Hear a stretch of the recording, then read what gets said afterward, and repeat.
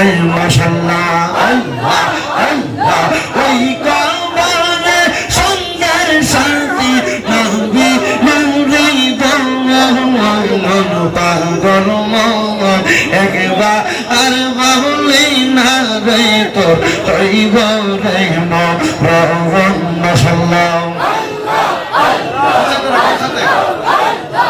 আল্লাহ আল্লাহ আল্লাহ আল্লাহ জিকির করা জিকির করা জিকির করা মুমিন গাওয়ান জিকির করা মুমিন গাওয়ান জিকির রে তাই মাওলা রাজি আর রাজি নবী গাওয়ান মাশাআল্লাহ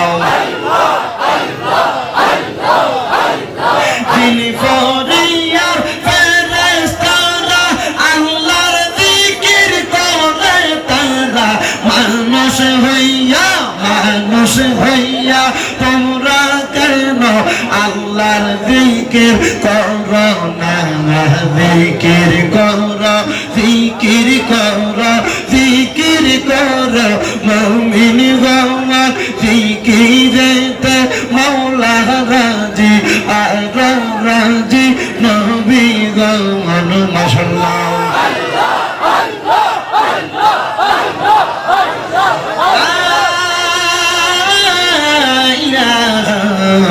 ইল্লাল্লাহু মুহাম্মাদুর রাসূলুল্লাহ সাল্লাল্লাহু আলাইহি ওয়াসাল্লাম। একটা জবানও বন্ধ রাখবেন না, জবান খুলে উচ্চ কণ্ঠে জোরে জোরে পড়েন আলহামদুলিল্লাহ। মুসলিম মুহতারাম দিগার দিনদার ইমানদার মুত্তাকিন মুসলিনে কারাম, এই ভারতের আসাম রাজ্যের হাইলাকান্দি সিভিল হসপিটালের পশ্চিম পাড়ে টাউন 10 নং ওয়ার্ড কাঞ্চনপুর রোডের গাংপাড় জামে মসজিদের নিকটে এই ওয়াজ ও দোয়ার মাহফিলের যিনি সম্মানিত সভাপতি জনাব মোহাম্মদ আনোয়ার হোসেন লস্কর সাহেব চুনু, সম্মানিত মুখ্য অতিথি আলহাজ হযরত মাওলানা কারি আলী আহমদ সাহেব হুজাই, সম্মানিত অতিথি হযরত মাওলানা শাহিদ আহমদ সাহেব, হযরত মাওলানা কারি নজরুল ইসলাম সাহেব রাতাবাড়ি নিজামিয়া মাদ্রাসা, হযরত মাওলানা আব্দুল কাদের সাহেব, বিশেষ করে ওয়াজ কমিটির সভাপতি জনাব মোহাম্মদ জাকির হোসেন লস্কর সাহেব। আচ্ছা, অনেক কষ্ট করছেন আমাকে অনেকবার, আমি কিন্তু একটার বেশি দুইটা মাফিক, কারণ যেহেতু এক দেশ থেকে আরেক দেশ আসছি, কষ্ট করে মাফিক করে নিতে চাই না। বলছো হুজুর, আমি বলছি মাগরিবের পরে হবে কিনা, বলছো হবে হুজুর মাগরিবের পরে। অনেক ভালো করছেন। আমি শুধু রেল লাইন দুইটা পার হইতে হইতে আমার কল দিছে মনে 7টা না 8টা, বুঝছেন তো কতটুকু কষ্ট করে আনছে। আল্লাহ যেন আমার ভাইকে কবুল করে ধরে পড়েন আমিন। সম্পাদক মোহাম্মদ আফিফ আহমেদ লস্কর সাহেব সহ মাহফিল ইমতিদামিয়া কমিটি, ডাইনে বামে সামনে বসে থাকা দাড়ি পাকা মুরব্বী বাবারা, যুবক নওজোয়ান ভাইয়েরা, ছোট ছোট মাসুম বাচ্চারা, পর্দার অন্তরালে আছেন আমার অবলা সরলা মা ও বোনেরা, সবার প্রতি আমার আবারও আন্তরিক সালাম। আসসালামু আলাইকুম ওয়া রাহমাতুল্লাহি ওয়া বারাকাতুহু। আপনারা বলেন এই গাংপাড়ের জমিনে জান্নাতের বাগান মাহফিল হয়েছে, আপনারা খুশি না বেজার? দেখি একটু ডান হাত তুলে দেখান তো কারা কারা বেজার।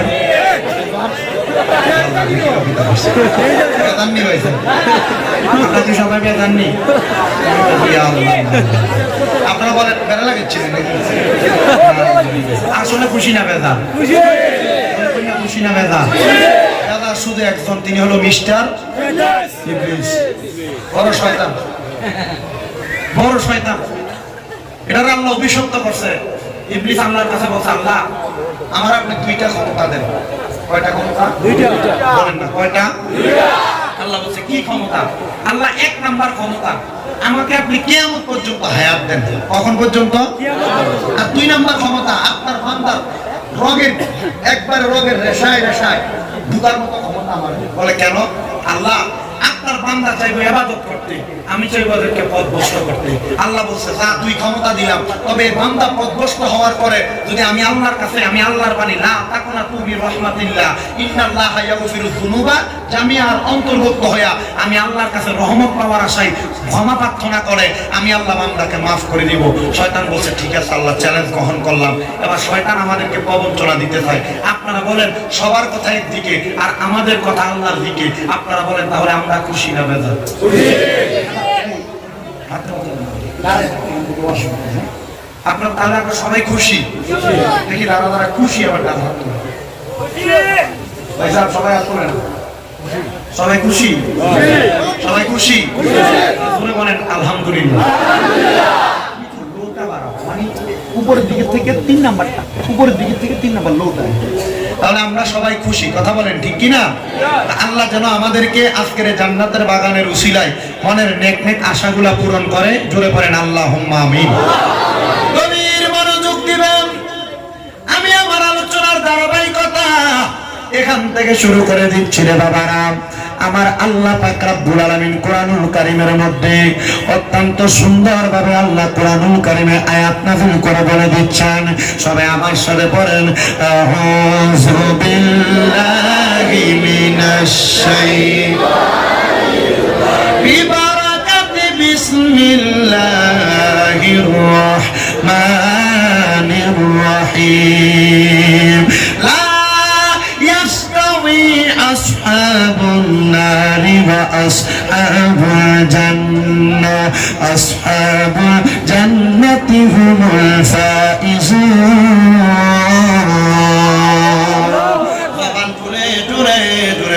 আল্লাহু আকবার মুসলমানের দলেরা একটু মনোযোগের সাথে আলোচনাটা শ্রবণ করবেন আল্লাহ পাক রব্বুল আলামিন কোরআনুল কারীমের মধ্যে বলেন লা ইয়াস্তাবি আসহাবুন নারি ওয়া আসহাবুল জান্নাহ দুজকবাসী এবং জান্নাতবাসী সমান নয় আসহাবুল জান্নাতি হুমুল ফাইজুন ও দুনিয়ার মুসলমান ইমানদারের দলেরা আমার আল্লাহ পাক রব্বুল আলামিন বলতেছেন আসহাবুল জান্নাতি হুমুল ফাইজুন জান্নাতীরা সফলকাম জান্নাতীরা সফলকাম এবার আপনারা বলেন আমরা সবাই জান্নাতি বান্দা হইতে চাই কি চাই না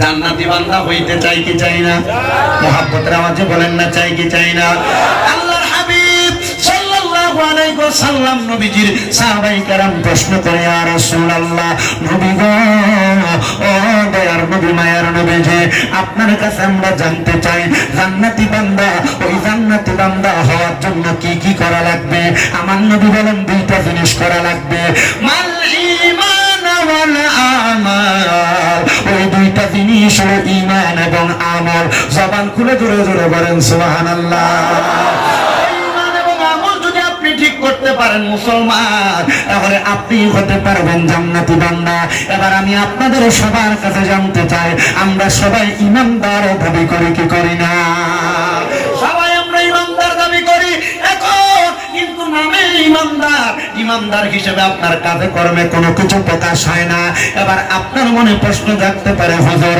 ঈমানদার বান্দার কাজগুলোকে আপনি আমাদেরকে বলে দেন আল্লাহর হাবিব সাল্লাল্লাহু আলাইহি ওয়াসাল্লাম ঈমানদার বান্দার কাজগুলো বলে দিচ্ছেন আমানতু বিল্লাহি ওয়া মালাইকাতিহি ওয়া কুতুবিহি ওয়া রাসূলিহি ওয়াল ইয়াউমিল আখির ওয়াল কদরি খাইরিহি ওয়া শাররিহি মিনাল্লাহি তাআলা ওয়াল বা'সি বাদাল মাউত আমার আল্লাহ পাক রব্বুল আলামিন বান্দাদেরকে ঈমানের বিষয়ে 7টা শিক্ষা প্রদান করে ও মুসলমান তোমাকে যদি কোনো সনাতন ধর্মের ভাই তোমাকে যদি কোনো হিন্দু ধর্মের ভাই এসে প্রশ্ন করে এ মুসলমান তুমি তো ঈমানদার তুমি বলো তুমি কোন কোন বিষয়ের প্রতি ঈমান এনেছো কিন্তু তোমার জবানটা বোবার মতো হয়ে যাবে আলেম সারা এই বিষয়গুলো সবাই কিন্তু উত্তর দিতে পারবে না এবার আপনারা বলেন আল্লাহর নবী ঈমানের কয়টা বিষয় শিক্ষা দিয়েছেন আমাদেরকে ঈমানের 7টা বিষয় আমাদেরকে শিক্ষা দিয়েছেন ইয়া রাসূলুল্লাহ নবী গো ঈমানের 7টা বিষয় শিক্ষা দিলেন তাহলে 1 নম্বরে ঈমান কোনটাকে বলা হয় আমার নবী বলেন আমানতু বিল্লাহ 1 নম্বর আল্লাহর প্রতি ঈমান আনা বলে হুজুর আল্লাহর প্রতি ঈমান কেমনে আনবো ও মুসলমান ও নবীর উম্মতের বলেরা আল্লাহর প্রতি ঈমান তো ওইটাকে বলা হয় যেই ব্যক্তি আল্লাহকে স্রষ্টা মনে করে কুল হুয়াল্লাহু আহাদ আল্লাহ হলো এক আল্লাহ ছাড়া কোনো মাবুদ নাই আল্লাহ ছাড়া কোনো মাবুদ নাই আল্লাহ ছাড়া কাউকে শ্রদ্ধা দেওয়া যাবে না আল্লাহ ছাড়া কারোর ইবাদত করা যাবে না আল্লাহ হলো আমাদের সৃষ্টিকর্তা এই আল্লাহ পাক রব্বুল আলামিনের ইবাদত আপনারা করবেন, ওই আল্লাহকে আল্লাহ বলে জানবেন, ওই আল্লাহর পথ থেকে আপনারা দূরে যাবেন না, আল্লাহ ছাড়া কাউকে শ্রদ্ধা করবেন না, আল্লাহ ছাড়া কারো অনুসরণ করবেন না। ও মুসলমান, এবার আপনার মনে প্রশ্ন, হুজুর আমরা তো হুজুরদের অনুসরণ করি, আমাদের আশেপাশে অনেক আলেম ওলামা থাকে, আমরা তো তাদের অনুসরণ করে, ও নবীর উম্মতের দলেরা তাদের অনুসরণ করার কথা আমার আল্লাহ পাক রব্বুল আলামিন নিজেই বলেছেন, এই আলেমদের অনুসরণ করা, হক্কানি রব্বানি পীর মাশায়েখদের অনুসরণ করা, এটা স্বয়ং আল্লাহ পাকের অনুসরণ করার মতো। জোরে বলেন না সুবহানাল্লাহ। মুসলমানের দল, ও নবীর উম্মতের দল, এবার আল্লাহর কথা পাইলেন। 2 নাম্বার হইল ওয়া মালাইকাতিহি, আল্লাহর রহমতের ফেরেশতার প্রতি ঈমান আনা। ফেরেশতার প্রতি ঈমান বলতে আপনি কি বোঝেন? আমরা দুইজনের, আমরা বান্দাদের কাদের মধ্যে আমার আল্লাহ পাক রব্বুল আলামিনের 2টা ফেরেশতা আছে। ওই ফেরেশতাগুলা আপনার আমার নেক আমল এবং বদ আমলের হিসাব লিখে, যদি আপনি ভালো কাজ করেন আল্লাহ পাক রব্বুল আলামিন আপনার ভালো কাজের হিসাব ফেরেশতা থেকে নেবে, যদি আপনি খারাপ কাজ করেন আপনার খারাপ কাজের হিসাব আল্লাহ বান্দা ফেরেশতাদেরকে থেকে নেবে। ও মুসলমান, ওই ফেরেশতাগুলো আপনার সৎ কাজ দেখে বিশ্বাসটা অন্তরে রাখা লাগবে। কথা বলেন না ঠিক না বেঠি? আরে আমাদের 2 কাজে কয়জন ফেরেশতা? জি, আপনারা আসতে বলছেন কয়জন ফেরেশতা? ওই 2 জন ফেরেশতার কাজ হলো বান্দা ভালো কাজ করে লিখে রাখবে, খারাপ কাজ করে লিখে রাখবে, আর এগুলোর হিসাব কার কাছে? আল্লাহর কাছে দিবেন। আচ্ছা বাবা, আমরা যে দুনিয়াতে নামাজ পড়ি না, এগুলোর হিসাব ফেরেশতা রেখে দিবেন। উনি বলছেন নিশ্চয়ই রাখে। আপনাদের উত্তর কি? সবাই কথা বলে না। আমি কি চিন্তা করতেছি, হুজুর কইলে তো আমি নিজে ধরা খাবো, কারণ আমি মাগরিবের নামাজই পড়ি। কথা বলে না কেন? আমি তো আসছি মোটামুটি 5 মিনিট 7 মিনিট আগে। আমি আইসা আমাকে আমার ভাই জাকির ভাই টান দিয়ে এখানে আনতে লাগছে। আমি বলছি ভাই আগে নামাজটা পড়ি, কারণ আমি যদি নামাজটা না পড়ি আমি আপনাদের কি বুঝাবো? আমার এই কথা তাসির হবে না। হবে? আমরা আস্তে কথা বলি, তাসির হবে? আমাদের 2 কান্দে 2 জন ফেরেশতা আছে না নাই? ইয়া আল্লাহ রে ভাই, কত আস্তে মাথা নিমেন। আমি তোমার কাছে বেশি সময় থাকতাম না। আপনারা বলেন আমাদের 2 কান্দে 2 জন ফেরেশতা আছে না নাই? এই 2 জন ফেরেশতা আমাদের ভালো মন্দের খবর লেখে কি লেখে না? প্রতি আমাদের ঈমান আনতে হবে। আল্লাহ যেন আমাদের ঈমানটাকে পরিপূর্ণ রাখার তৌফিক দান করে। জবান খুলে উচ্চকণ্ঠে জুড়ে পড়েন আল্লাহুম্মা আমিন। এই মুমিন মুসলমানের দলেরা, এবার আসেন 1 নাম্বার গেল আল্লাহর প্রতি ঈমান, 2 নাম্বার ওয়া মালাইকাতিহি, 3 নাম্বার হইল ওয়া কুতুবিহি। আমরা মুসলমানদের একটা ধর্মগ্রন্থ আছে, যাদের ঘরে ঘরের মধ্যে কিতাবটা আছে, কিতাবের নাম হলো কোরআন শরীফ। আছে না নাই? আছে না নাই? যদি আগুন লেগে ধ্বংস হয়, যদি আগুন লেগে ধ্বংস হয়, পৃথিবীর বইয়ের দোকান বিশ্ব থেকে হারাবে না পবিত্র কোরআন, বিশ্ব থেকে হারাবে না পবিত্র কোরআন। বলেন বিশ্ব থেকে হারাবে না পবিত্র কোরআন, বিশ্ব থেকে হারাবে না পবিত্র কোরআন।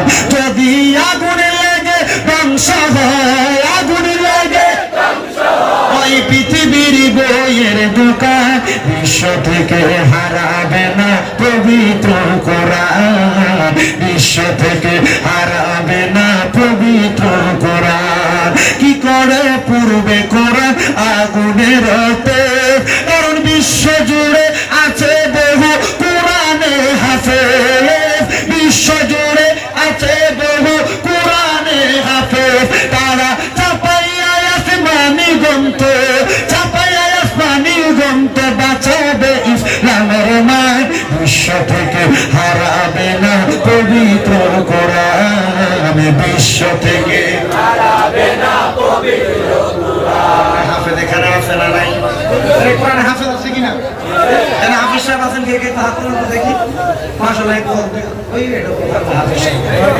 হাত নামান অনেক কোরআনে হাফেজ আছে যদি কোরআন শরীফকে পুরাইয়া দেওয়া হয় হাফেজ সাহেবেরা ওই কোরআনুল কারীম তাদের মুখ থেকে লিপিবদ্ধ করে আবার মানুষের মাঝে ফিরাবে জন্য বলে কি করে পূর্বে কোরআন আগুনের তেজ কারণ বিশ্ব জুড়ে আছে বহু কোরআনে হাফেজ বিশ্ব জুড়ে আছে বহু কোরআনে হাফেজ তারা ছাপাইয়া আসমানি গ্রন্থ তারা ছাপাইয়া আসমানি গ্রন্থ বাঁচাইবে ইসলামের মান বিশ্ব থেকে হারাবে না পবিত্র কোরআন বিশ্ব থেকে হারাবে না পবিত্র কোরআন বিশ্ব থেকে হারাবে না পবিত্র কোরআন পাকিস্তানের সামরিক শাসক জিয়া মরল বিমান দুর্ঘটনায় বাই তার বিমানে পুড়ে ছাই হয়েছে কোরআন পুড়ে নাই বিমানে পুড়ে ছাই হয়েছে কোরআন পুড়ে নাই কারণ এটাই আমার নূরের নবীর সাধনার দেন এটা আমার নূরের নবীর সাধনার দেন কি করে পড়বে কোরআন বিশ্ব থেকে হারাবে না পবিত্র কোরআন বিশ্ব থেকে হারাবে না পবিত্র কোরআন বিশ্ব থেকে হারাবে না পবিত্র কোরআন বিশ্ব থেকে হারাবে না পবিত্র ওই কোরআন আমাদের ধর্মগ্রন্থ বিশ্বাস করে আসেনি বাবা আছে আর কার আছে দুইটা হাত সোজা করে কইলা দেখতে চাই এই দুইটা হাতকে মদিনার নবীর রঙের পতাকা বান্নার করেন আল কোরআন আল কোরআন আল কোরআন আল কোরআন আল কোরআন আল কোরআন আল কোরআন আল কোরআন বিশ্ব থেকে হারাবে না পবিত্র কোরআন বলো বিশ্ব থেকে হারাবে না পবিত্র কোরআন বিশ্ব থেকে হারাবে না পবিত্র কোরআন বিশ্ব থেকে হারাবে না পবিত্র কোরআন এবার আপনারা বলেন ওই কোরআনের ভিতরে মানব জাতির সংবিধান সহ সকল কিছু আছে না না ইমানটাকে আপনাকে আমাকে পরিপূর্ণ করা লাগবে আর 4 নম্বর হলো ঈমানের কথা বলতেছি আমার মাহফিল কমিটির ভাইরা বলেছে ঈমান এবং আমলের ব্যাপারে কথা বলার জন্য তাহলে আমরা পাইলাম 3টা বিষয়ের প্রতি ঈমান 1 নম্বর আল্লাহর প্রতি 2 নম্বর আল্লাহর ফেরেশতার প্রতি 3 নম্বর আল্লাহর কিতাবের প্রতি শুধু কোরআনকে বিশ্বাস করলে চলবে না এই কোরআন আল্লাহ দুনিয়াতে পাঠানোর আগে আরো 3খানা সহ মোট 104খানা কিতাব আল্লাহ দুনিয়াতে পাঠাইছে তাওরাত কিতাব জাবুর কিতাব ইনজিল কিতাব তারপরে কোরআন শরীফ আর 100টা সহিফা আল্লাহ দুনিয়াতে পাঠাইছেন ওই সবগুলা কিতাবকে আপনাকে আমাকে বিশ্বাস করা লাগবে কারণ কেন জানো এই কিতাবগুলা আমার আল্লাহ পাক আল্লাহ রাসূলদের মাধ্যমে পাঠাইছে আল্লাহ নিজেই ঘোষণা করতেছেন ওয়াল্লাযী আরসালা রাসূলাহু সুবহানাল্লাহ বলবেন أرسل رسوله بالهدى ودين الحق ليظهره على الدين كله ولو كره المشركون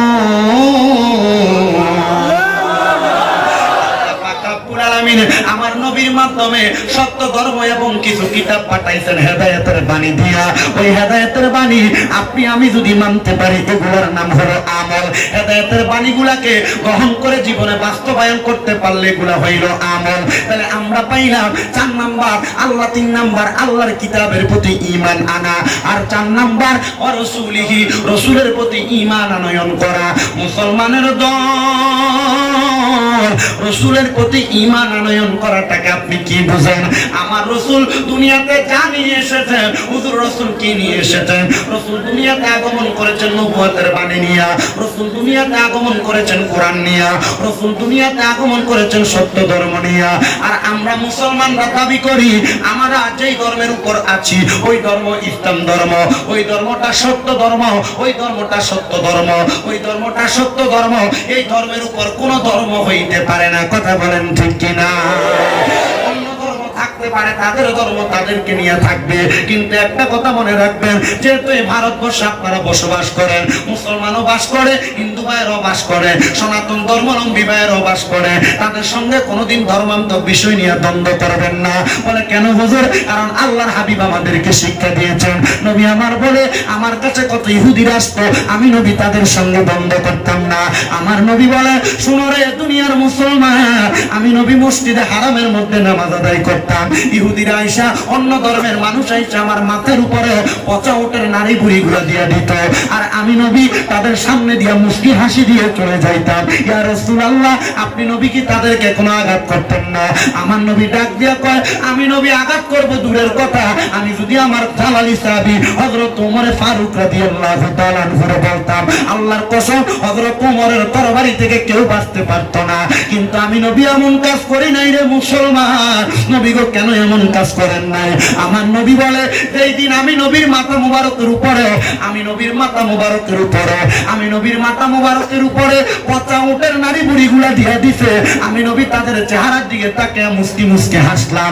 আমি নবী মুস্কি হাসার পরে তারা 81 জন ইহুদি ছিল, আল্লাহর কসম তারা আমি নবীর সামনে এসে জিজ্ঞাসা করে, গো আব্দুল্লাহর বেটা মুহাম্মদ, আপনি কেন আমাদেরকে একবার আঘাত করলেন না? আপনি কেন আমাদেরকে মারলেন না? উনি ডাক দিয়ে বলে, যদি আমি তোমাদেরকে মারি, আমি তো তোমাদের মতোই হয়ে গেলাম। না রে না, আমার দাদিন উত্তুদান, যেমন কর্ম তেমন ফল। তোমরা যদি তোমাদের কর্ম দ্বারা আমাকে আঘাত করতে চাও, আমি নবী আমার কর্ম দ্বারা তোমাকে আঘাত করব না। আমি নবী রহমাতুল লিল আলামিন, আমি নবীকে আমার আল্লাহ জগতের জন্য রহমত বানিয়ে পাঠাইছে, এই জন্য আমি নবী তোমাদেরকে কোনো আঘাত করি নাই। ইহুদিরা বলে, এমন একজন নবী, তাকে আঘাত করলো আমাদেরকে আঘাত করে না। ও নবী, আপনার ধর্ম সত্য ধর্ম, আপনার ধর্মটা হক ধর্ম। এই মুহূর্তে আমরা ইহুদিদেরকে পড়ে দেন লা ইলাহা ইল্লাল্লাহ মুহাম্মাদুর রাসূলুল্লাহ সাল্লাল্লাহু আলাইহি ওয়াসাল্লাম।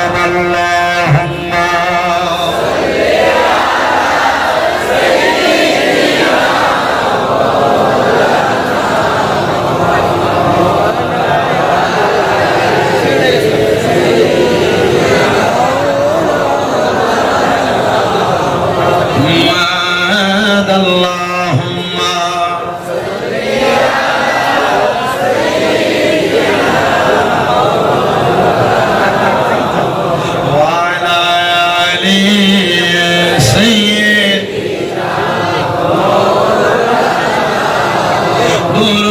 শরীফে যতই পড়ি মনের তৃপ্তি মিঠে না, কৌশল কইরা লইয়া যান আল্লাহ ওই যে সোনার মদিনা।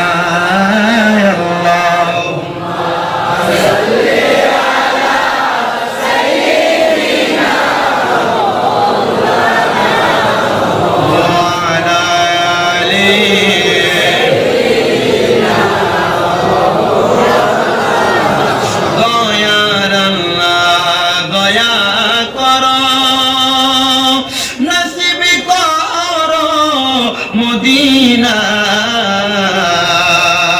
নবীজিকে না দেখাইয়া কবর দেশে নিও আল্লাহুম্মা সাল্লি আলা সাইয়্যিদিনা মুহাম্মাদ ওয়া আলা আলি সাইয়্যিদিনা। আমার মুসলমানের দলেরা, নবীর উম্মতের দলেরা, তাইলে আমার আল্লাহ পাক রব্বুল আলামিনের ওই রাসূলের প্রতি আমাদের সবার ঈমানটা পরিপূর্ণ। কথা বলেন না ঠিক না বেঠিক? আমার নবীর উম্মতের দলেরা এবার রাসূলের প্রতি ঈমান পরিপূর্ণ করার পরে আমার নবীজি রাহমাতুল লিল আলামিন নবীজির ঈমানটা পরিপূর্ণ করার পরে এবার আসেন 5 নাম্বার, ওয়াল ইয়াউমিল আখিরি, আখিরাতের প্রতি বিশ্বাস করা। ও মুসলমান, আখিরাত বলতে আপনি কি বুঝেন? এই দুনিয়া থেকে আপনি একদিন ইন্তেকাল করে কবরে চলে যাবেন, নাকি সারা জীবন বেঁচে থাকবেন? ভাই সাহেব কারোর সামনে আসার কথা বলার দরকার নেই, যে যেভাবে সেভাবে থাকবে। কষ্ট করে এসে বসবে, যারা দেরিতে আসছে তারা পেছনে বসবে, আর না মন চাইলে দাঁড়ায় দাঁড়িয়ে ওয়াজ শুনবে। ইসলামের জন্য, কোরআনের জন্য দাঁড়ায় থাকলে কি কষ্ট হবে? বলেন, কষ্ট হবে? ইসলামের জন্য, কোরআনের জন্য যদি দাঁড়ায় দাঁড়ায় বয়ান শোনেন, এটার উত্তম যাতে বেশি পাবেন। এই ইবাদতে কষ্ট বেশি, স্বভাব বেশি। কথা বলেন আমি বলছি যতদূর পর্যন্ত হেঁটে হেঁটে নামাজে যাবা, প্রতি কদমে রহমতের ফেরেশতা আমল নামায় সওয়াব লিখতে থাকেন। আনাস ইবনে মালিক রাদিয়াল্লাহু তাআলা নুরাদি সুবহানাল্লাহ বলেন না, বলেন না সুবহানাল্লাহ। আপনি আখিরাত বলতে কি বোঝেন? এবার আমি আপনাদেরকে বোঝানোর চেষ্টা করি। আমরা দুনিয়াতে সারা জীবন কেউ বাঁচবো না, হয়তো 100 বছর, 100 বছরে তো নাকি 100 বছর, কেউ 80 বছর, কেউ 50 বছর, আবার কেউ 150-200 বছর বাঁচে, কিন্তু একদিন সে মৃত্যুর স্বাদ গ্রহণ করা লাগে। মৃত্যুর স্বাদ গ্রহণ করার পরে আমাদেরকে যখন ইন্তেকাল করার পরে সাদা মার্কিন কাপড়টা গোসলের পরে পরাইয়া দেয়, পরানোর পরে চারজনে চার কান্দের মধ্যে কইরা আমাদেরকে অন্ধকার কবরের মধ্যে নামাইয়া দেয়। কবরে নামানোর সময় পরে বিসমিল্লাহি ওয়া আলা মিল্লাতি রাসূলিল্লাহ ওই কবরে নামাইয়া এবার হুজুররা এবং এলাকার মানুষেরা হাতের মধ্যে 3 মুষ্টি মাটি নেয়। মিনহা খলাকনাকুম ওয়া ফিহা নুঈদুকুম ওয়া মিনহা নুখরিজুকুম তারাতান উখরা।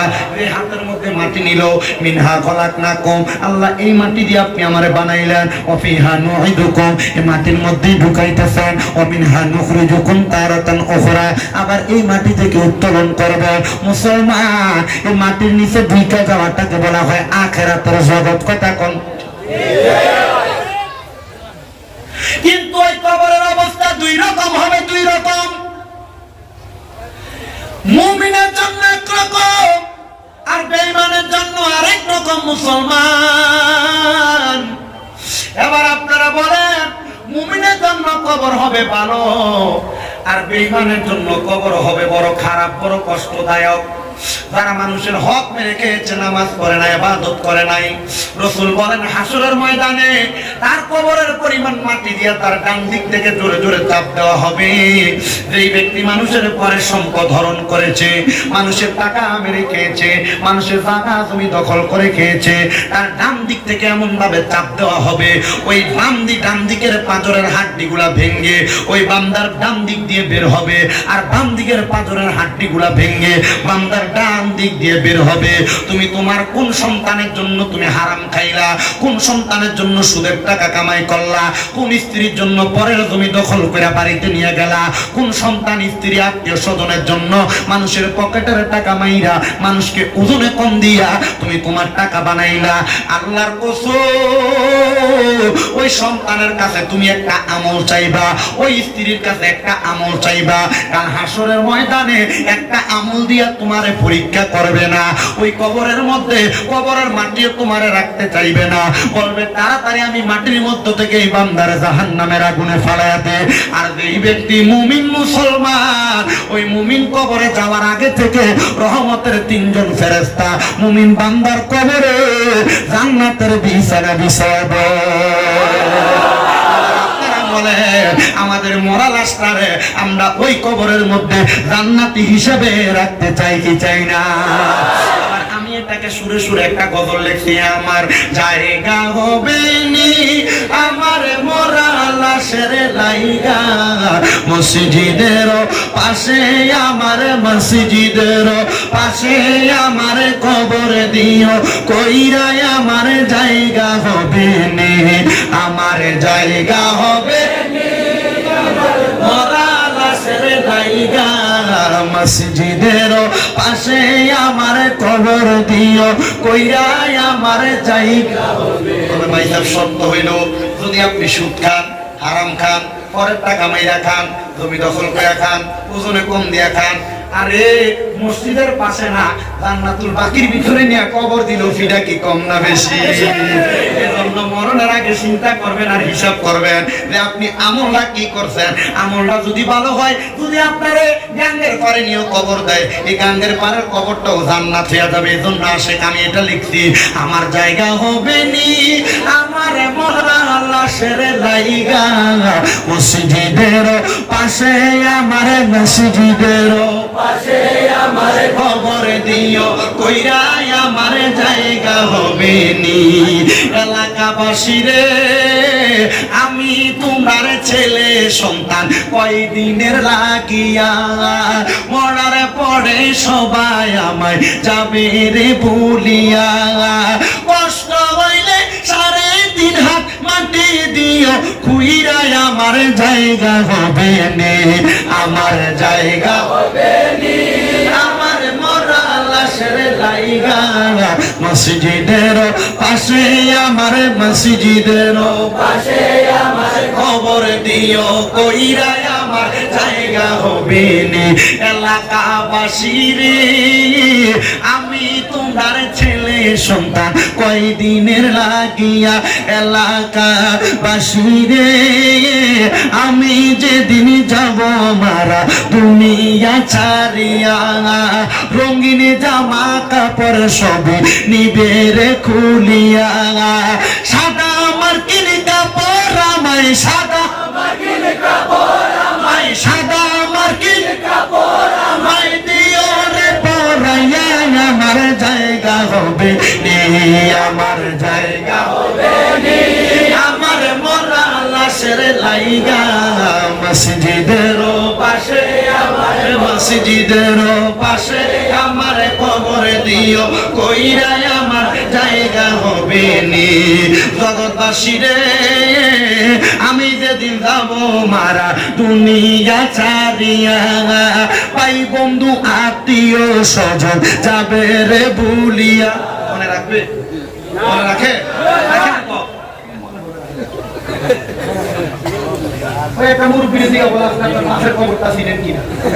কবর দিতে কবরস্থানে জানি, কিন্তু কবর কোনটা চিনি না। কথা বলে না। জগৎবাসী রে আমি যেদিন যাব চইলা দুনিয়া ছাড়িয়া, ভাই বন্ধু আত্মীয় স্বজন যাবে রে ভুলিয়া। তোমরা তোমার মাঝে শরীক রাখিও করিয়া, আমার জায়গা হবে নি, আমার জায়গা হবে নি। আমার মরা লাশের লাইগা মসজিদের পাশে, আমার মসজিদের পাশে আমার খবর দিও, কইরাই আমার জায়গা হবে। এ আমার গানপাড়া এলাকার যুবক, এ ভারতের আসাম রাজ্যের হাইলাকান্দি গানপাড়া এলাকার বাবারা, তাইলে ওই আখিরাতের মধ্যে আপনার আমার বড় হিসাব নিকাশ করা হবে। ওই আখিরাতের মধ্যে যাওয়ার আগে, কবরের জগতে যাওয়ার আগে আপনারা বলেন আমাদেরকে ভালো ভালো আমল করার দরকার আছে না নাই? এই দুনিয়ার মধ্যে সবচাইতে ভালো আমলের মধ্যে উত্তম আমল হইল আমার আল্লাহর ইবাদত নামাজ আদায় করা। আর আমরা মুসলমান দাবি করি, কিন্তু ওই ইবাদত নামাজের কাছে দিয়েও যাই না। কারণ মসজিদে মাগরিবের নামাজ পড়ছি, ইমাম সাহেবরা জিগাইলে টের পাওয়া যাবে যে হুজুর 2 কাতার মুসল্লিও হয় নাই, কিন্তু আজকে মাহফিলের মধ্যে মানুষের অভাব নাই। ঠিক না বে? ঠিক। জুমার দিনে আল্লাহর ফালরা মসজিদে দিয়ে থুপ করে অনেকগুলা। মুসলমান দাবি করো।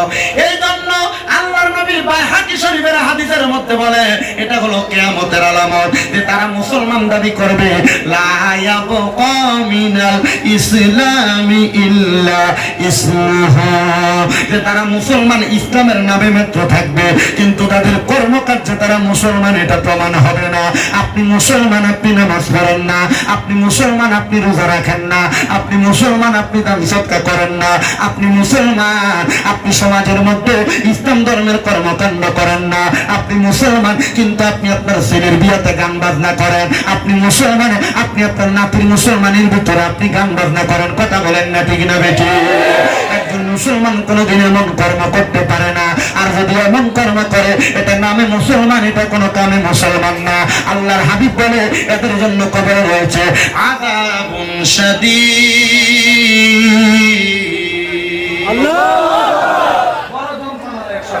শুধু যন্ত্রণাদায়ক শাস্তি না, ফি নারি জাহান্নাম খালিদিনা ফিহা, এদের জন্য আমার আল্লাহ পাক রাখেন এমন জাহান্নাম যারা এটা সহ্য করতে পারবে না, সহ্য করতে পারবে না। জাহান্নামের আগুন মাবুদ সইতে পারবো না বলে, জাহান্নামের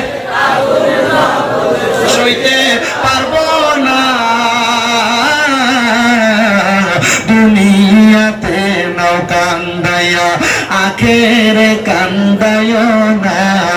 দুনিয়াতে কান্দতে কান্দতে মারা যাবে, কিন্তু কবরে গেলে যেন শান্তি পাওয়া যায়। এজন্য আশিক বলে জাহান্নামের আগুন মাবুদ সইতে পারবো না। বলেন জাহান্নামের আগুন সইতে দুনিয়াতে না কান্দায়া আখেরে কান্দায় না। দুনিয়াতে কান্দায় না। ও মুসলমান, ও নবীর উম্মতের দল, এবার আপনাদের বিবেকের কাছে ছেড়ে দিলাম। আপনারা আখিরাতের জন্য কি প্রস্তুত করেছেন, আখিরাতের জন্য কি রেডি করে রেখেছেন? আপনারা নিজের বিবেককে শুধু প্রশ্ন করবেন, আখিরাতের জন্য আপনি সবকিছু প্রস্তুত করতে পারছেন কি পারছেন না। আর 4 নাম্বার হইল, শোনো মুসল, 5 নাম্বারের পরে 6 নাম্বার হইল ওয়াল ইয়াউমিল আখিরি ওয়াল কদরি খাইরিহি ওয়া শাররিহি। এই 6 নাম্বার হইল তাকদীরের ভালো এবং মন্দের প্রতি বিশ্বাস করা। একবারে স্বাভাবিকভাবে আমি আপনাদেরকে বোঝায়া দেই। আমার ডান পাশে যিনি বসে আছেন, দেখেন নাম আনোয়ার হোসেন লস্কর। আবার আপনার নাম মনে করেন আমার আনোয়ার হোসেন লস্কর ভাই, উনি দুনিয়াতে 50 লক্ষ টাকার মালিক। বললাম বেশি মালিক না, আমি তোমার কাছে চাইতাম না, মনে করতে চাই আল্লাহ কি কম চাই, আমি তোমার কাছে চাইতাম আইছি রে ভাই। আল্লাহ যেন কবুল করে। জোরে বলেন আমিন, জোরে বলেন আমিন। আপনারা দোয়া করতে, আমরা ভাইরা মাহফিলেতে হাদিয়া দেয় নানি, আপনার দোয়ায় আমার কুমিল্লাতে বাংলাদেশে 6টা মাদ্রাসা, 6টা। আসতে বললেন মারহাবা, আসতে বললেন মারহাবা। শুধু একটাতে 375 জন ছাত্রছাত্রী, শুধু একটাতে আমি 375 জন লয়ে রাস্তায় নামলে এমনি ঘোরা হবে। আল্লাহ যেন কবুল করে। বলেন আমিন। এই মুসল কথা যেটা বলতে রাখছি, মনে করেন আমার ভাই 50 লাখ টাকার মালিক। তোমরা অত ভিডিও করতে গিয়েছেন, এটা কোন 1টা 2টা 3টা 4টা 5টা 6টা 7টা 8টা 9টা 10টা 11 12 13 14 15 16 17 18 19 20 21 22 23 24 25 26 27 28 29 30 31 32 33 34 35 36 37 38 39 40 41 42 43 44 হয়েছে। তোমরা আতুর গুবা শুধু ইউটিউবারের কথা মাত্রা নয়, 45 ভাগ ছোট গাড়ি এক গাড়ি। আল্লাহ কবুল করো, আমিন বলেন। আরে জোরে বলেন আমিন। এই ইউটিউবাররা কিন্তু ইসলামের খেদমত করে, তারা কিন্তু কোরআন সুন্নাহর বয়ানগুলো ইউটিউবে ছাড়ে। এদেরকে দোয়া করবেন, আপনারা দোয়া করবেন তো ইনশাআল্লাহ? আল্লাহ বলেন না দোয়া করবেন তো ইনশাআল্লাহ? একটা খেলা দেখে ইসলাম হবে, তবে আল্লাহ দোয়া সিনানা লাহান করি ওই যে ভাই আল্লাহ জিন্দি আমার হাত মাত সিরিলে তোমরা জানি আল্লাহ অত আশিকের রাসূল, অত প্রেমিক তার মানুষ। আপনারা তুলে তারা তুলে হাতুর বেশি হইতো, মানে আরো বেশি হইতো নানি। আল্লাহ কবুল করুক, আমিন বলেন। ওয়াল কদরি খাইরিহি ওয়া শাররিহি, তাকদীরের ভালো এবং মন্দের প্রতি বিশ্বাস, ঈমান আর আমলকে বুঝতে নিও। ওয়াল কদরি খাইরিহি ওয়া শাররিহি, তাকদীরের ভালো মন্দের প্রতি বিশ্বাস। আমার ভাইজান 50 লাখ টাকার মালিক, আমি 50,000 টাকার মালিকও না। এখন আমি আমার ভাইজানকে বললাম, ভাইজান আপনি 50 লাখ টাকার মালিক, আমার কাছে ইনশার। আল্লাহর নবীকে এটা করা যাবে না। আমার ভাইজান বলল সে 50,000 টাকার মালিক, তাকে আমার চোখে লাগে না, এটাও করা যাবে না। ওয়াল কদরি খাইরিহি ওয়া শাররিহি, ওনার তকদিরে ভালো আছে, উনি 50 লাখ টাকার মালিক। আর আমার তকদির একটু আল্লাহ যেমন রাখছেন, আল্লাহর ইচ্ছা মোতাবেক আমি 50,000 টাকার মালিক। মুসলমান 50,000 টাকার মালিক হও আর 50 লাখ টাকার মালিক হও, সর্বাবস্থায় তুমি বলবা আল্লাহর প্রশংসা, আলহামদুলিল্লাহ। দেখবা 50 লাখ টাকা যে শান্তি পায়, তুমি তোমার 50,000 আর 5,000 সেই শান্তি পাবে। কথা বলেন ঠিক কিনা? মুসলমান নবীর উম্মতের দল, এজন্য তাকদীরের ভালো এবং মন্দের প্রতি বিশ্বাস করতে হবে। আল্লাহ পাক রব্বুল আলামিনের নবী বলেন মিনাল্লাহি তাআলা ওয়াল বা'সি বা'দাল মাউত। আল্লাহ বলেন না আল্লাহু আকবার। যারা আমরা ইন্তেকাল করার পরে আল্লাহ আবার আমাদেরকে অন্ধকার কবর থেকে উত্তোলন করবে, সেটার প্রতি আমাদেরকে বিশ্বাস করতে হবে। এবার মুসলমান, আল্লাহ কেন তোমাকে আমাকে কবর থেকে উত্তোলন করবে? আল্লাহর হাবিবের সাহাবায়ে কেরাম নবীকে প্রশ্ন করে, ইয়া রাসূলুল্লাহ, কেন কবর থেকে উত্তোলন করা হবে? আমার নবী ডাক দিয়ে বলে, উম্মতের দলেরা শুনে নাও, শুনে নাও উম্মতের দলেরা, তুমি যে দুনিয়াতে ভালো কাজগুলো করেছো, ভালো কাজগুলো করার পরে তোমার জন্য হিসাব নেওয়া হবে, তোমার জন্য আমার আল্লাহ রেডি করে রেখেছেন। জাযাউহুম ইনদা রাব্বিহিম জান্নাতু আদনিন তাজরি মিন তাহতিহাল আনহার, আল আনহারু খালিদিনা ফিহা আবাদা রাদিয়াল্লাহু আনহুম ওয়া রাযু আন যালিকা লিমান খাশিয়া রাব্বা। জবান খুলে উচ্চ কণ্ঠে জোরে জোরে বলেন সুবহানাল্লাহ। ভালো কাজ করলে আল্লাহ তোমাকে জান্নাত দিবেন। ওই জান্নাতের নাম হলো জান্নাতুল আদন। ইয়া রাসূলুল্লাহ, জান্নাতুল আদন দেখতে কত সুন্দর। মুসলমান, হাইলাকান্দি বাজারে তুমি যদি একটা বাড়ি ভাড়া নাও, তোমাকে যদি বলে 10,000 টাকা মাসিক ভাড়া, তুমি বলবা ঘরটাকে দেখা লাগবে, ঘরটা কেমন, 10,000 টাকার উপযুক্ত কিনা। ও মুমিন মুসলমান, নবী বলছে তোমার জন্য ইবাদত করলে রাখলে আল্লাহ জান্নাত। যদি ওই জান্নাত পাইতে চাও, সাহাবায়ে কেরাম কই, ইয়া রাসূলুল্লাহ, জান্নাত দেখতে কেমন লাগে? বলবেন না সুবহানাল্লাহ। নবীজি, আপনি বলেন না জান্নাত দেখতে কেমন লাগে? আমার নবী বলেন, তাজরি মিন তাহতিহাল আনহার, ওই জান্নাত এত সুন্দর, ওই জান্নাতের নিচে দিয়ে একটা নদী প্রবাহিত হয়। নদী, নবী গো, ওই নদীটা কেন প্রবাহিত হয়? আমার নবী কয়, ওই নদীর মধ্যে 3 রকমের পানি। আপনাদের গাংপাড়ের যে গাং আছে, এই গাঙের মধ্যে কি 2 রকমের পানি না 1 রকমের? 1 রকমের পানি। আর আল্লাহর নবী বলে, ওই জান্নাতের নদীর মধ্যে 3 রকমের 4 রকমের পানি থাকবে। ওই নদীটার নাম হইল রজব নদী। জোরে জোরে বলবেন না কি সুবহানাল্লাহ? ওই নদীর নাম রজব নদী। ওই নদীর পানিটা হলো 4 রকমের, 4 কালারের পানি। ইয়া রাসূলুল্লাহ, নবী গো, 1 নাম্বার পানিটার নামটা কি? নবী কয়, ইন্না আ'তাইনাকাল কাউসার। ওই পানিটার নাম হলো কাউসারের পানি। যারা 5 ওয়াক্ত নামাজ পড়বে, যারা রোজা রাখবে, হজ করবে, যাকাত দিবে, দান সদকা করবে, হালাল পথে চলবে, আতা'মুরুনা বিল মা'রুফ ওয়া তানহাউনা আনিল মুনকার, আল্লাহর আদেশ ভালো কথা মানবে, খারাপ কথা বর্জন করবে, আমার আল্লাহর নবী তাদেরকে কাউসারের পানি পান করাবে। বলেন সুবহানাল্লাহ। 1 নাম্বার কাউসারের পানি। 1 রকম নদীর মধ্যে 2 রকমের পানি না, 4 রকমের পানি। আমাদের বাংলাদেশে একটা নদী আছে যেটার নাম পদ্মা নদী এবং মেঘনা নদী। একটার পানির রং হইল নীল আর একটার রং হইল ঘোলাটে। ওই 2 নদীর পানি একসাথে চলাফেরা করে, একসাথে থাকে। কিন্তু বাবাজিরা, ডান দিকে আছে নীল পানি, বাম দিকে আছে ঘোলাটে পানি। একটার সাথে মিশে আছে, কিন্তু একটার পানি ওই দিকে যায় না, ওইটার পানি এইদিকে আসে না। আল্লাহর নবী বলতেছে, জান্নাতের পানির মধ্যে 1 নাম্বার পানি হইল ইন্না আ'তাইনাকাল কাউসার, কাউসারের পানি। আর এই পানি তারা পান করবে যে পানিটা দুনিয়াতে মানুষগুলো ইবাদত করছে, নামাজ পড়ছে, রোজা রাখছে, হজ করছে, যাকাত দিছে, তারাই কাউসারের পানি পান করবে। জবান খুলে জোরে জোরে বলেন সুবহানাল্লাহ। ইয়া রাসূলুল্লাহ, 2 নাম্বার পানি কোনটা? নবী আমার বলে, 2 নাম্বার পানি হইল শারাবান তাহুরা। আপনারা বলেন, আপনাদের এলাকার মধ্যে নেশাখোর মদখোর আছে না নাই? আপনাদের এলাকায় ইয়াবাখোর আছে না নাই? আপনাদের এলাকায় গাঁজাখোর আছে না নাই? ও মুসলমান, আল্লাহর নবী কয় কি নেশা দ্বারা করে নাই, নেশা দ্বারা করে নাই, তাদেরকে আমার আল্লাহ শারাবান তাহুরা, পবিত্র পানি পান করাইবো। ওই পানির খবর একমাত্র আমার আল্লাহ এবং তার রাসূল জানে।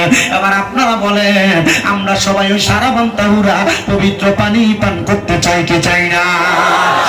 শারাবান তাহুরা পান করানো হবে। আল্লাহর নবী রাহমাতুল লিল আলামিন নবী আমার বলে, দুনিয়ার উম্মতের দলেরা শুনে নাও, শুনে নাও, শুনে নাও। এবার শারাবান তাহুরা যখন তোমাকে পান করানো হবে, ওই শারাবান তাহুরা তোমারে পান করানোর পরে এবার 3 নাম্বার একটা পানির নাম হইল জান্নাতি মধু। ইয়া রাসূলুল্লাহ, জান্নাতের মধু কারা কারা পান করবে আপনি নবী বলেন না? আমার নবী বলে, জান্নাতের মধু তারা পান করবে যারা কোনো কোনোদিন মানুষের টাকা দখল করে নাই, ভূমি দখল করে নাই, তারা কোনোদিন মানুষের পকেটের টাকা মাইরা খায় নাই, তারা কোনোদিন মানুষের সঙ্গে মানুষের সাথে চিটারি করে তার টাকা হরণ করে নেয় নাই। আল্লাহর নবী বলে তারা দুনিয়ার জমিনের মধ্যে থেকে কবরে যাওয়ার পর জান্নাতি মধু পান করবে। বলেন সুবহানাল্লাহ। ও মায়ের নবী গো, আপনার কাছে জানতে চাই 4 নম্বর পানিটার নাম কি? আমার নবী বলেন 4 নম্বর পানির নাম হলো জান্নাতের দুধ, জান্নাতের লাবান। ইয়া রাসূলুল্লাহ, ইয়া হাবিবাল্লাহ, জান্নাতের লাবান কারা কারা পান করবে আপনার কাছে জানতে চাই। নবী আমার বলে যারা কোনোদিন মিথ্যা কথা বলে নাই, যারা কোনোদিন দুনিয়াতে মানুষকে গালি দেয় নাই।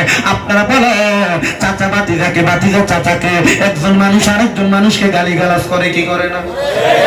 আসতে বলছেন আপনারা করে? চাচা বাতিজাকে অটোমেটিক লাগে অমুকের ফল। কথা বলেন না কেন? বাতিজা চাচাকে নরমালি মনে করে টিস্কারি করে, দাদা নাতিকে, নাতি দাদাকে, নানা নাতিকে, নাতি নানাকে গালি দেয়। কথা বলেন না কেন? কি না? এগুলো অটোমেটিক বিষয়, নরমাল বিষয়, এগুলো আমরা জানি, কিন্তু এগুলো আমাদের জীবনে বাস্তবায়ন করি না। আপনি কি আমরা? আমি যদি আপনাকে একটা আমলের বিষয় যদি না বুঝাই দিয়ে যেতে পারি যে আমার এত দূর থেকে আসা কষ্ট করে, খুব কষ্টের বিষয়, এত দূর থেকে আসা একবারে শেষ বৃথা। আমি গতকালকে রাত 2:30টায় ট্রেনের টিকিট কাটছি। কি কি জানো ট্রেনের না? একটা ট্রেন আছে জনশতাব্দী, ওইটা টিকিট কাইটা আপনার কুমারঘাট এসে দাঁড়ানোর পরে 8টার দিকে এসে দাঁড়াইছে, দিনে 1:30টা পর্যন্ত ট্রেন ছাড়তেছে। পরে চিন্তা করলাম যদি আমি এখন যদি অন্য ব্যবস্থা না করি, মাহফিলওয়ালার কারণে এত কোনো সারা পড়বে না। খুব কষ্ট করে মাহফিলের আয়োজন করছে। পরে তাড়াতাড়ি একটা ওয়াগানা গাড়ি নিয়ে তাড়াতাড়ি আসলো। রাস্তার ভিতরে একটা হোটেলের ভিতরে ডাল আর কি যেন ডিম দিয়ে কোনো রকম ভাত, বুঝছেন, কষ্ট করে আসতে হয়েছে। ওইখানে টিকিট কাটলাম, সব গেল। এখানে তো মাশাআল্লাহ আমার ভাই পেমেন্ট করছে, তো কষ্ট তো হয় আমাদের, হয় কি না? হয় কি না? আমার এই কষ্টটা প্রতিদান আমি কিভাবে দিব আপনাকে? এই প্রতিদান আপনি কিভাবে দিবেন? এই প্রতিদান দিবেন এভাবে যে আপনি আপনার আমলি জিন্দেগিতে বাস্তবায়ন করবেন। আমি যে কথাগুলো বলে যাচ্ছি এগুলো আপনি আমলি জিন্দেগিতে বাস্তবায়ন করবেন। আমার জন্য আমি বইলা যেতে পারবো, আমি না আমার চাইতে বড় বড় আলেম কি ভারতে নাই? আমাদের এলাকায় নাই? নজরুল ইসলাম সাহেব রাজবাড়ী নিজামী রাজ্যের মাদ্রাসার শিক্ষক উনি আছে না? এবার অনেক আলী আহমদ সাহেব হুজুর আছে না? ওনারা আমার উস্তাদ সমতুল্য। ওনারা আপনাদেরকে বলবে আপনারা তো এখানে আমার ওয়াজ শুনতে আসেন নাই, বাংলাদেশ থেকে হুজুর আসবে, বাইরের হুজুরের জন্য দেখতে আসছেন। আপনারা মনে করেন না এগুলো আমি বুঝি না? আমি সব বুঝি, আমি সব বুঝি। এই মুসাফা করার সময় হাদিয়া তো দেয়, আমার মুসাফা করার সময় একটা সাপ দিয়ে দেয় হাতে। কালকে রাতে একটা মুরব্বি দিছিল, উনি মানে লোয়ার কাজ করে, এর মুসাফা করার সময় সাপ দিছে, আর আপনার খরখর করে তো আপনার ভিতরে ব্যথা চলতেছে। আমার রুকু করার সময় ওই ফজর রুকু করার সময় হাত আমার চলতেছে। ইয়া আল্লাহ, ইয়া আল্লাহ, ভাই তুমি আমার লাগাইছো মুসাফা করতে। আল্লাহ যেন কবুল করে, ধরে বলেন আমিন। আজকে আমার ভারতের শেষ সফর, আমি গত 1 তারিখ ঢুকছি, আজকে শেষ। এখান থেকে শেষ করে যাবো নেয়ামতপুর। কোন দিকে? নেয়ামতপুর, আল্লাহ চাইলে নেয়ামতপুর যাবো। এখান থেকে শেষ করে, ওইখান থেকে শেষ করে আমরা ওইখানে এসে বসে থাকবো। লতিফিয়া দরবার কোন দিকে? না বলছি লতিফিয়া দরবার কোন দিকে? আর আইসা দাঁড়ায় থাকবো নেয়ামতপুর, এরপর আইসা নিয়ে দেবো রাতে 12:30 এখানে। এটা কি জীবন না তেজপাতা? আল্লাহ আপনাদের দোয়া, এই খেদমত আমার আজকে 2 দিন বাড়ির জন্য খুব পরাণ করতেছে, খুব পরাণ করতেছে। তবে গতকালকে এক পাশে খাবার খেয়েছি, মনে হয়েছে বাংলাদেশের খাবার খেয়েছি, অনেক পরাণ করতেছে। আমি দুপুরবেলা যখন এই গাড়িতে উঠলাম, ওই যে পাতারকান্দি বলে আনিপুর পার হওয়ার পরে আমার চোখের পানি নিজে নিজে চলে আসছে যে আমার মা কই, বাপ কই, আত্মীয় স্বজন কই, আমি কই। তবে এই কষ্ট করে আপনাদের কাছে আসাটা সফল হবে, সার্থক হবে তখন যখন আপনারা আমার কথাগুলো মানবেন। বাবা মুসলমান হিসেবে কথাগুলো মানার চেষ্টা করবেন, করেন ইনশাআল্লাহ। আওয়াজটা সন্তোষজনক আসে না, কারা কারা মানবেন একটু হাত তুলে দেখেন। করেন ইনশাআল্লাহ, তোরা করেন ইনশাআল্লাহ। রাস্তা তারা মানতে না, বাবা রাস্তা তারা তো মানতেই না নিবে। নারে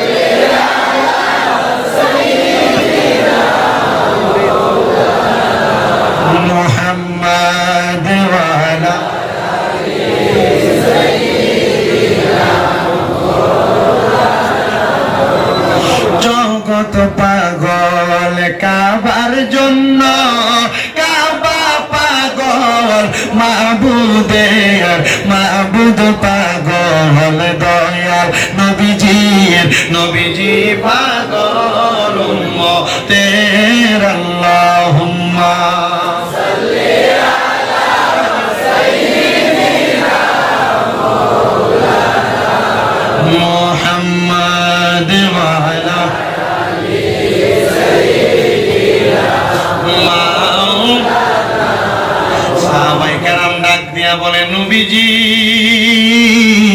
তাহলে ওই জান্নাতের পানি হইল কয় রকম ওই চার প্রকারের পানি যারা পান করবে আপনারা তেমন মানুষ হওয়ার চেষ্টা করবেন আপনাদের জান্নাতের পানি পান করবেন দূরের কথা যদি আপনি ইবাদত না করেন নামাজ না পড়েন রোজা না রাখেন যদি আপনি দুনিয়াতে হারাম খান পরের সম্পদ খান মিথ্যা কথা বলেন যদি আপনি মানুষের সঙ্গে গালাগালি করেন একটা কথা মনে রাখবেন আপনার জন্য জান্নাতের পানি পান করবেন দূরের কথা আল্লাহর হাবিব হাদিসে মুবারাকার মধ্যে বলেন আপনার জন্য রেডি করে রাখা হয়েছে তিনাতুল খাবাল হুজুর তিনাতুল খাবাল আবার কাহাকে বলে তিনাতুল খাবাল হইল জাহান্নামীদেরকে আগুনের মধ্যে পুরাইতে পুরাইতে যেই রক্ত আর পুঁজগুলা বাইর হইছে আপনি যখন হাসরের ময়দানে পানির পিপাসা বলবে ওই অন্য জাহান্নামীদের রক্ত আর পুজাই না দেওয়া হবে আপনাকে খাওয়ার জন্য ও মুসলমান এমনিতে আপনি একটু পানির মধ্যে নোংরা পড়লে আপনি খান না আর কেমনে জাহান্নামীদের রক্ত আর পুষ্পান করবেন এই জন্য সবার কদমের মধ্যে হাত দিয়ে বলি ওই জাহান্নামকে একবার ভয় করো কবরকে একবার ভয় করো আমার আল্লাহ পাক রব্বুল আলামিন ওই জাহান্নাম এবং কবরকে আমাদের ভয় করার তৌফিক দান করে জোরে জোরে বলেন আমিন আমার মুমিন মুসলমানের দলেরা নবী উম্মতের দলেরা সাহাবায়ে কেরাম বলে ইয়া রাসূলুল্লাহ ওই জান্নাতের মধ্যে তো এত সুন্দর আপনি বললেন এবার আপনি নবী বলেন ওই জান্নাতের মধ্যে আমরা কতদিন থাকবো সুবহানাল্লাহ আমি ভারতে আসছি 8 দিনের জন্য সাহাবায়ে কেরাম বলেন নবীজি জান্নাতের মধ্যে আমরা কতদিন থাকবো সুবহানাল্লাহ আমি আমার ডাক দিয়া কয় খালিদিন ফিহা আবাদা আল্লাহু আকবার আল্লাহু আকবার নবী বলেন আল্লাহর কোরআন থেকে খালিদিন ফিহা সেখানে তোমরা একদিন এক মাস 2 মাস 1 বছর না ওই জান্নাতের মধ্যে তোমরা চিরস্থায়ী বাসিন্দা হয়ে থাকবা এবার শব্দ একটা যোগ করে দিতে আবাদা শুধু 1 বছর 1 মাস 1 মাস 1 বছর 100 বছর না চিরস্থায়ী বাসিন্দা এবং ওই জান্নাতের মধ্যে থাকবা তো থাকবা আবাদা বের হইতে চাইবা না জবান খুলে জোরে বলেন সুবহানাল্লাহ আরে আমরা বড় ভাগ্যবান আমরা রে নবী আল্লাহর মেহমান বলেন আমরা বড় ভাগ্যবান আমরা রে নবী আল্লাহর মেহমান বলেন আমরা বড় ভাগ্যবান আমরা রে নবী আল্লাহর মেহমান ওরে গেলেন নবী মেরাজেতে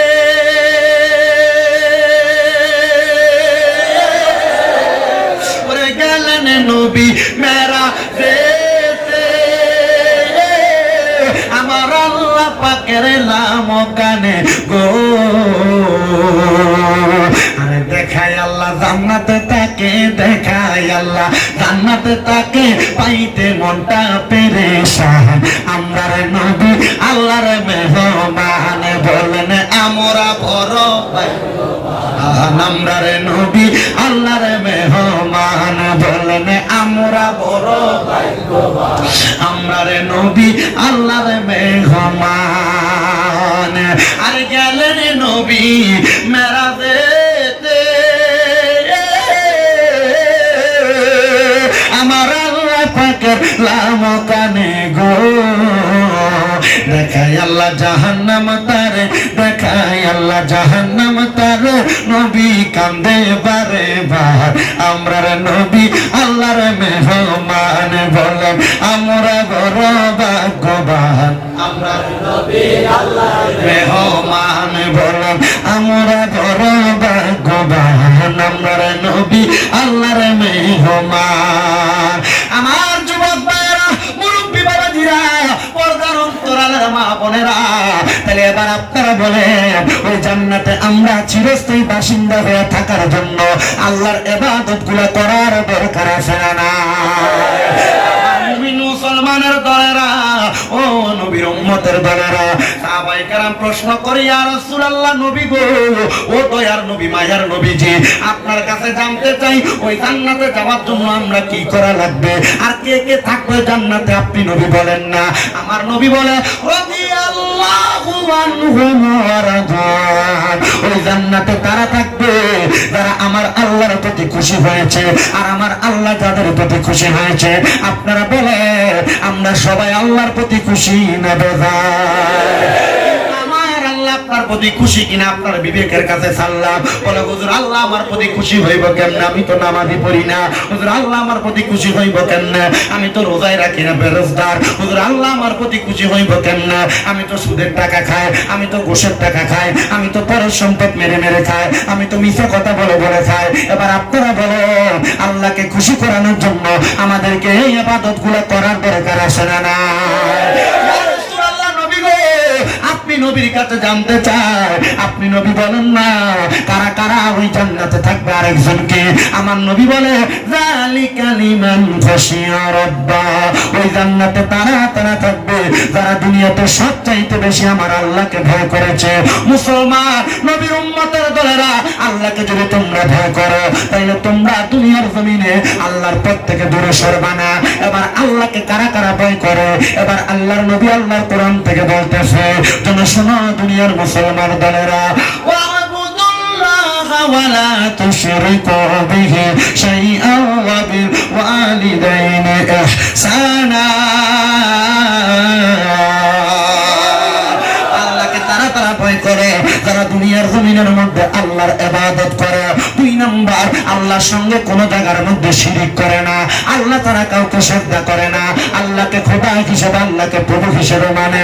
আর 3 নাম্বার, ওয়া বিল ওয়ালিদাইনি ইহসানা, এবং তারা তাদের মা বাবার খেদমত করে।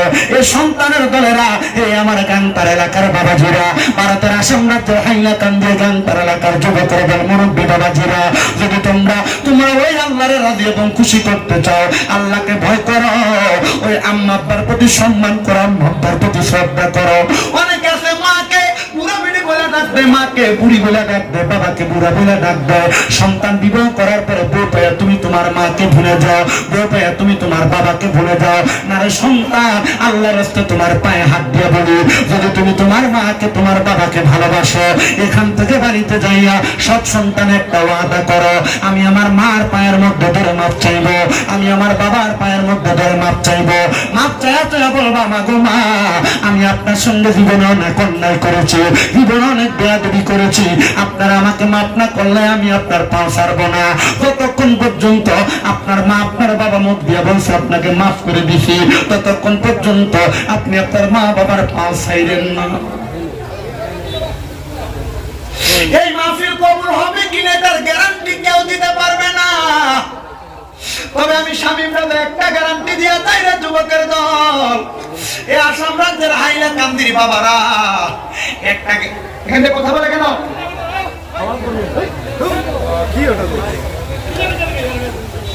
একটা গ্যারান্টি দিয়া যায় না যুবকের দলেরা, মুরব্বী বাবাজিরা, যদি তুমি তোমার মা বাবার মনে কষ্ট দাও তাহলে তুমি কোনোদিন মাহফিল কবুল করার আশাও করতে পারবে না। হে যুবক ভাইরা, মুরব্বী বাবাজিরা, মনোযোগের সাথে শোনো, এই মাহফিল কবুল হবে কিনা এটার গ্যারান্টি কেউ দিতে পারবে না, তবে একটা গ্যারান্টি আমি দিয়া যাই। আজকে বললাম মা বাবার পায়ে ধরে মাপ চাওয়ার জন্য, যখন আগামীকালকে এই এলাকার দাড়ি পাকা মুরব্বীরা দেখবা দোকানে বৈশা বৈশা বলে, বাংলাদেশ থেকে শামীম রাজা ভারতের হাইলাকান্দিতে আইসা আমরা সন্তানরা আমরার পায়ে ধরে মাপ চাওয়ার কথা বলছে, আর আমরা সন্তান আমরার পায়ে ধরে মাপ চাইছে, আমি বাবার কলিজাটা ঠান্ডা হয়ে গেছে, তাই মনে করবা মাহফিল সফল হয়ে গেছে। এই সন্তানের দল, এই মুরব্বী বাবাজিরা, এই এলাকার মা বোনেরা যদি একজন আরেকজনকে বলে, হ্যাঁ হ্যাঁ হ্যাঁ শামীম দাদার কথা শুনে আমরার পায়ে ধরে আমরা সন্তান মাপ চাইছে, তাইলে মনে করবা মাহফিল কবুল হয়ে গেছে। যুবকের দলেরা, মুরব্বী বাবাজিরা, মাপ চাওয়ার কথা বললাম, কিন্তু সন্তানদেরকে প্রশ্ন করে দেখো, হুজুর আমি মাপ চাইবো দূরের কথা, আমি তো 2 ঈদে মা বাবার পায়ে ধরে সালামি করি না, আমি মাপটা চাইবো কে?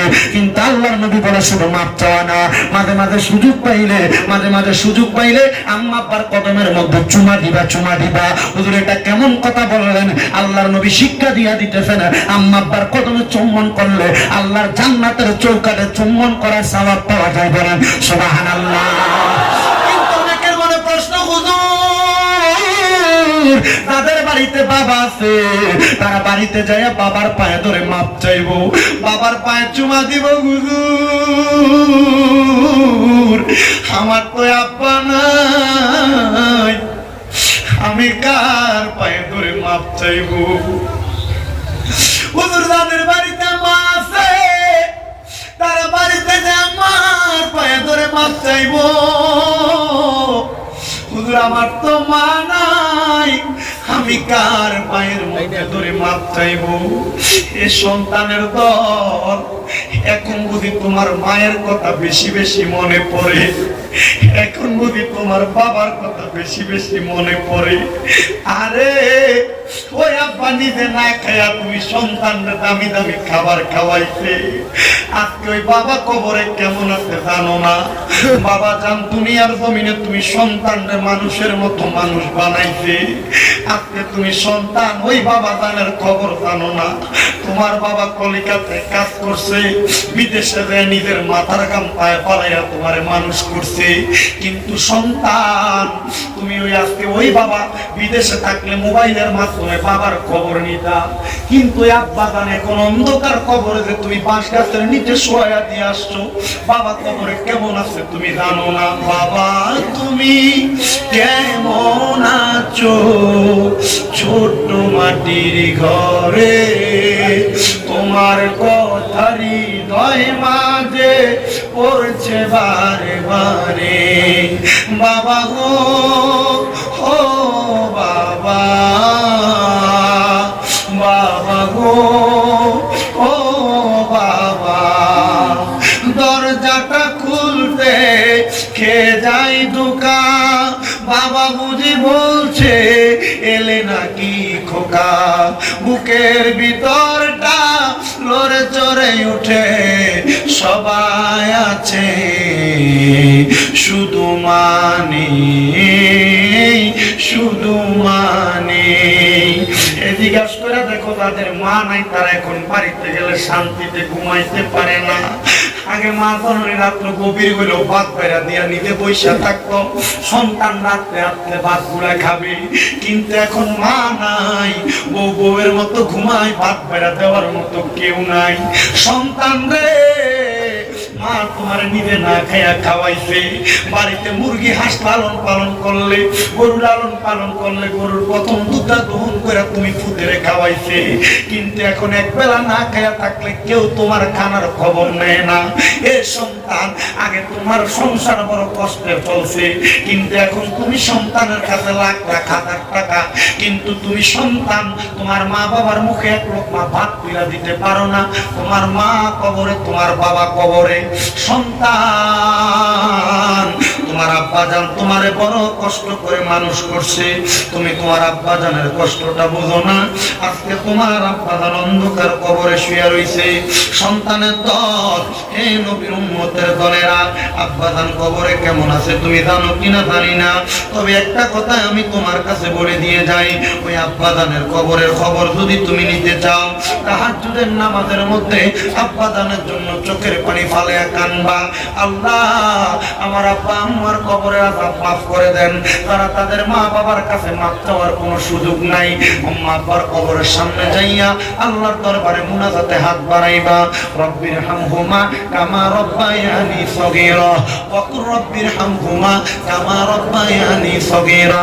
নবী আমার বলে কোন সন্তান যদি মুনাজাতের মধ্যে তার মায়ের জন্য তার বাবার জন্য রব্বির হামহুমা কামা রব্বায়ানি সগীরা বইলা, তার চোখের মণিকোঠার মধ্যে একটা মাছির মাথা পরিমাণ পরিমাণ পানি ছেড়ে দিয়ে কান্না করে, ওই পানিটা মাটিতে পড়ার আগে আমার আল্লাহ তার মা বাবার জীবনের গুনাহ মাফ করে দেয়। তাকে দেখো তোমার ডাইনে ভাবে কত এতিমেরা মার জন্য কান্দে, কত এতিমেরা বাবার জন্য কান্দে। সন্তান মা নাই বাবা নাই, মনটা বুঝে কান্দে। চিন্তা করো না, আম্মা আব্বার জন্য খাস করে করে দোয়া করবা। আর যাদের মা বাবা আছে, মা বাবার যথেষ্ট পরিমাণ সম্মান করবা। এই মা বাবার মতো রত্ন দুনিয়াতে থাকতে যত্ন করো, যত্ন করলে আল্লাহ তোমার বরকত দান করবে। একজন আশিক সুরে সুরে বলে, আল্লাহর পরে নবী আমার, আল্লাহর পরে নবী আমার, তারপরে মা জননী, মা যে আমার নয়নের মণি, হায়রে মা যে আমার নয়নের মণি। বলো আল্লাহর পরে নবী আমার, আল্লাহর পরে নবী আমার, তারপরে মা জননী, মা যে আমার নয়নের মণি, মা যে আমার নয়নের মণি। এ যুবক, তোমার ঘরে কত মেহমান খাবার খায়, কিন্তু তুমি তোমার মার মুখে এক লোকমা খানা তুলে দিতে পারো না। তোমার আব্বা তোমার কত নতুন জামা কাপড় কিনা দিছে, তুমি তোমার আব্বা জানকে 500 টাকা দিয়ে একটা লুঙ্গি পাঞ্জাবি কিনা পরাইতে পারো না। বাবা জান অন্ধকার কবরে। কি হইব তোমার টাকা দিয়া, কি হইব তোমার পয়সা দিয়া? তোমার বাড়ির অভাব নাই, টাকা পয়সা ব্যাংক ব্যালেন্সের অভাব নাই। সন্তানের দলেরা কদমে হাত দিয়া বলি, তোমার মা বাবা তোমার যে জায়গা জমি দিয়া গেছে, ওই জায়গার মধ্যে তুমি যে থাকো, মাসে যদি 5,000 টাকা করে ভাড়া দিতা, 12 মাসে তোমার কিন্তু 60,000 টাকা ভাড়া লাগিয়ে যাইতো। একটা সন্তান এই গানপাড়া মসজিদের মাহফিলে বসতেন। আমি মুসাফির মানুষ, আপনাদের সবাইকে নিয়ে কিছুক্ষণ পরে দোয়া করব। কেউ কি একজন আছেন, হুজুরে গানপাড়া মসজিদের জন্য আমি 20,000 টাকা দান করব? হুজুর আমার মা নাই, দোয়া করবেন। আমার বাবা নাই, দোয়া করবেন। বলে হুজুর নগদ দেওয়া লাগবে না, নগদ লাগবে না, পারলে 2 মাস পরে দিবেন, পারলে 5 মাস পরে দিবেন, 5 মাস পরে না পারেন 1 বছর পরে দিবেন। 20,000 টাকা দেওয়ার মতো কে আছেন? একজন হাত তুলবেন। হুজুর আমার মা বাবার জন্য দোয়া করবেন। আমি মাহফিলের মসজিদের মধ্যে 20,000 টাকা দান করব। আসলে কোনো মায়ের সন্তান, কোনো বাবার ছেলে, হুজুর আমার মা বাবার জন্য দোয়া চাইতে দিব 20,000 টাকা। নাম কি বলবো?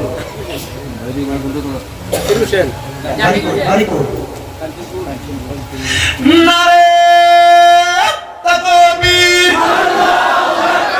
নারে রিসালাত। আল্লাহ কবুল করো, মঞ্জুর করো। আমার ভাই জনাব মোহাম্মদ জাকির হোসেন কাঞ্চনপুর নিবাসী, উনি দান করে দিলেন 20,000 টাকা। আল্লাহ আমার জাকির ভাইয়ের মনে আশা পূরণ করো, কামের রীতির মধ্যে বরকত দান করো। মক্কা আর মদিনা না দেখাইয়া মরণ দিও না। এরপরে কোন ধন্য মায়ের ধন্য সন্তান বলে, হুজুর আমারও মা নাই, মার জন্য দোয়া চাই, অথবা বাবা নাই, বাবার জন্য দোয়া চাই, অথবা মা বাবা 2 জন নাই, তাদের 2 জনের